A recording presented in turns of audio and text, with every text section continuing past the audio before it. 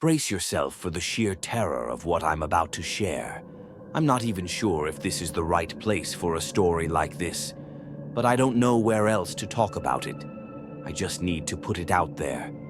I've told everyone I can, my family, my neighbors, my friends, even local news outlets. But it's never enough. I can't fully explain it, but I feel an overwhelming urge to warn as many people as possible about what has been happening to me. So here it goes. It's November 2019 as I'm writing this, but the story itself stretches back over 7 years. I can't recall the exact year, but it was probably 2012, maybe 2013 at the latest.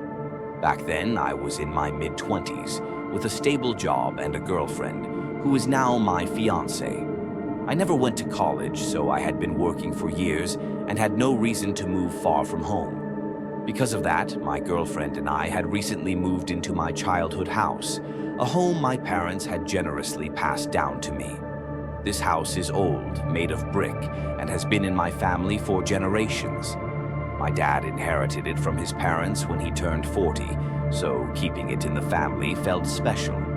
Though it had been renovated a few times, you could still tell it was old, mostly because of the brickwork. In our area, brick houses are rare, which made ours stand out. We live in a heavily wooded neighborhood where houses are spaced far apart. Our property is at the very end of the street, bordering the forest on 2 sides. The woods behind us are vast, so massive that even as kids, my brothers and I never managed to explore all of it. Some might find that unsettling, but I've always enjoyed the wilderness, so it never bothered me. Plus, I've always been the type of person who likes solitude, so having my own secluded little space was appealing.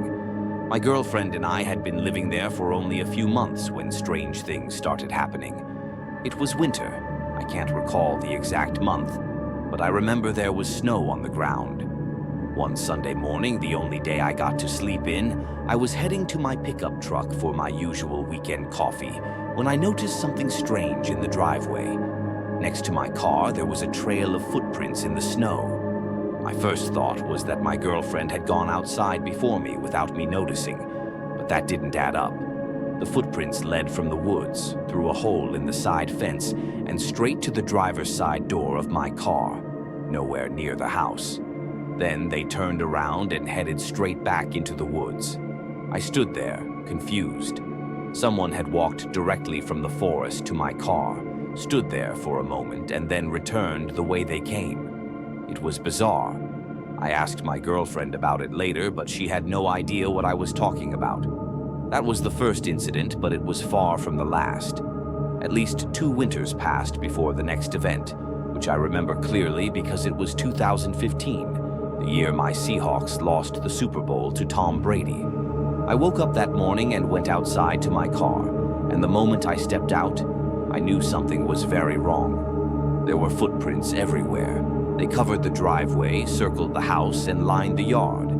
I'm usually pretty level-headed, but I'd be lying if I said I wasn't at least a little shaken. I was already late for work, so I didn't have time to inspect them closely. However, I did a quick check around the house to make sure no one was lurking before leaving. I texted my girlfriend about it on my way to work, just so she wouldn't be caught off guard.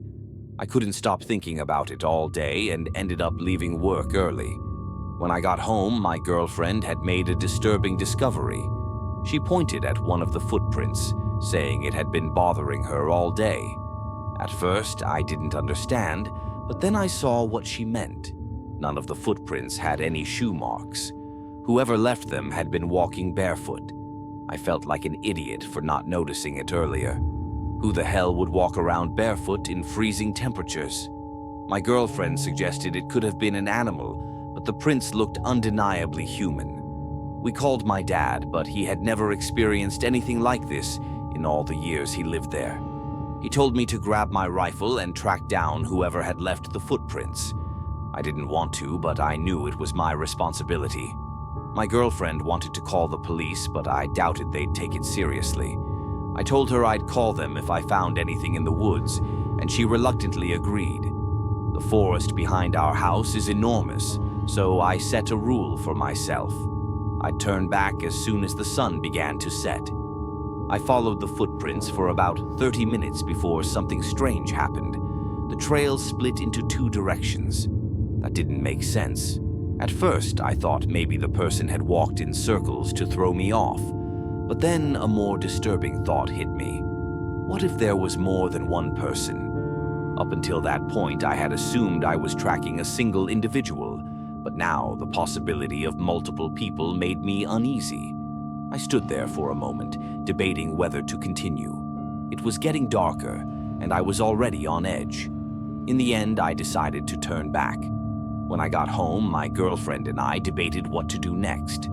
That night, we called the police, but as I expected, they said they couldn't do much without clear evidence of a crime. The next morning, I planned to go back out to investigate, but overnight, snowfall had erased all the tracks. That winter, nothing else happened.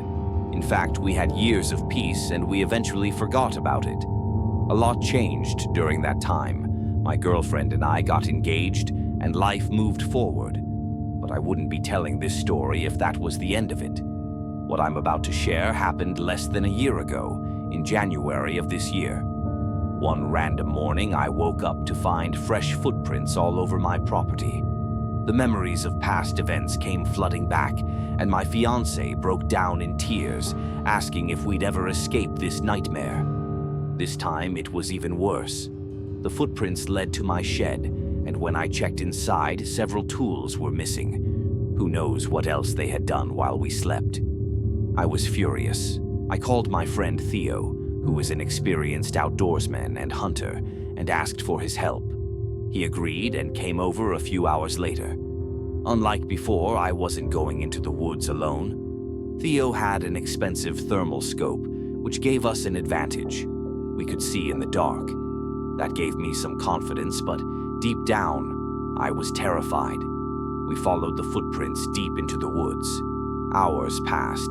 The trail kept leading us in circles, as if someone didn't want to be found. Then, as night fell, something horrifying happened. Theo suddenly froze, staring through his scope. I followed his gaze, but I couldn't see anything. When he handed me the rifle, I looked through the scope, and what I saw still haunts me. 4 figures crouched in the snow, naked, huddled together. 2 were large and hunched, while the other 2 were smaller. They were eating something. I couldn't see details, but I saw enough to know they weren't normal. Eventually, they picked up the smaller ones, placed them on their backs, and walked deeper into the woods. We didn't move for what felt like hours. When we finally got back to my house, my fiancée was still awake, terrified. We called the police, but just like before, they didn't take it seriously.